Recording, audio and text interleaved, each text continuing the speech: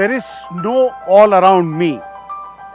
It's winter, it's freezing, omnipresent, below zero temperature.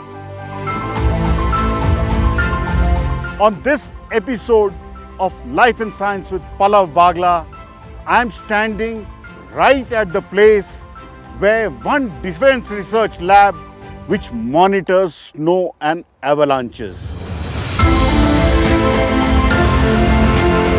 We speak to defense scientists who protect India.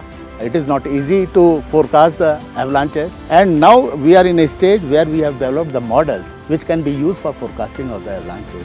And we also speak to an army commander who has survived avalanches.